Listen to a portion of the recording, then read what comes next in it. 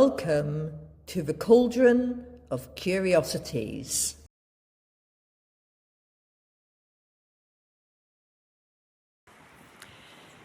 Happy Mother's Day to all of you, and here I am at the bridge in Botham Hall. It's funny, I did a video a couple of weeks ago and I don't know what went wrong because my phone did not video anything. It actually it did video something. It videoed the inside of my pocket because I thought I had been talking and explaining about what I was seeing in the hedgerows and nothing happened apart from the inside of my pocket. There was a little bit of a shot of me capturing put my phone into my pocket, which was particularly annoying. And you'll notice on this section of the road how quickly the cars come around the countryside. It's a single track road, a place that's obviously used by horse riders on a regular basis. But I wanted to ask you, do you go out observing what you find in nature? And what have you seen? What is growing? You may have seen my film where I mentioned that I was doing my helmsman training, which was 2 days in Banbury. And that I did enjoy myself. I was incredibly nervous. I suppose you would call it performance anxiety. And I actually found a homeopathic remedy that really helped with getting rid of that nausea and gastric issue that you get when you're nervous about doing something like that.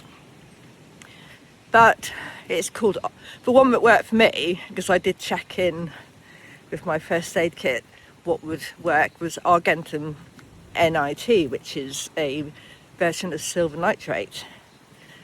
But I noticed as we were going along the Oxford Canal, there was a lot of Alexander and it was already in flower. There were loads of flowers, and it identified how different parts of the countryside are based on whether it's sheltered or not. Because we all think we're watching how plants grow, and we say it should arrive by the 1st of March, but that isn't necessarily true, because if it's well sheltered and it gets plenty of sunshine, but it's not going to appear. It might arrive early. And you sometimes see places where there's maybe more than one flowering of a rose because it's well sheltered. And then there'll be other places which are open to the elements. It's windy, or they're getting a lot of rain and wind, and that will have an effect of how often, how much energy the plant is able to put into growing and producing the flowers. Now, we have, I'm not going to be quite precise on this, but you might want to follow the moon cycles and note what is happening with plant life associated with the moon. I have double checked, and it's a waning moon crescent in Aquarius today. It's actually 25.8 days old, which means we're a couple of days off having the sky dark with no moon visible, and then we'll have a new moon. And if you're reading in any of the almanacs, this means with the moon cycle that all the sap tends to be drawn down by the gravity of the moon into the roots. So some people would suggest now is a good time for root foraging, or you could leave it a couple of days. So if you had been planting anything like I had with tomato seeds aren't going to be doing anything much for a couple of days, but we might see some action happening next week when the moon starts to wax, and the moon will be pulling upon the sap, drawing it up and encouraging the plants to weave its way up. There's obviously other chemical activities going on that are encouraging plant growth, but I'm just talking about how the moon might affect that, because we all agree that the moon affects tidal waters, so we should also acknowledge that the moon affects other fluids too. If you've got any thoughts on that, please let me know, and I look forward to hearing from you. And what's Bumble looking for? There's even more lords and ladies. We have some young brambles there.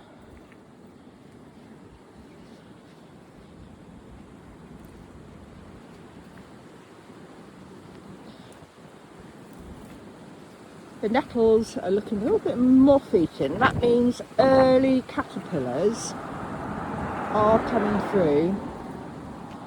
You've got the chickweed there, and dead nettle. It's a bit sparse in places.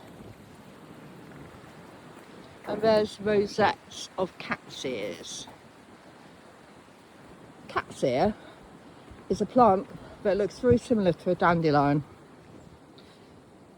and I found quite a lot of it where we used to walk in Loo. And there is lesser celandine. We've got some flowers, yellow flowers about to come out. If you look there, there's some cleavers coming through and some dandelion. I might actually see if there's any cleavers to gather. Oh, there, look, several yellow flowers, and the leaves are heart-shaped. So lovely. I was just saying, because I think that van drowned it out, but I'm going to see if I can find some cleavers to share with Cara, my daughter's horse, because she does enjoy a snack on cleavers. So if you can see anything else, there's some grass growing,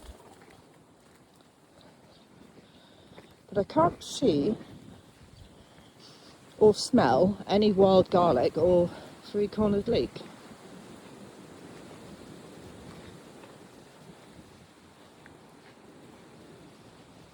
And there we go. That's today. We've got some lovely sunshine, and unfortunately there's clouds as well. So goodbye from me and Bumble from Foragers Feedback. Thank you for listening to this episode of the Cauldron of Curiosities. Don't forget to follow the podcast, share it with a friend, and keep your lantern handy for the next curious tale.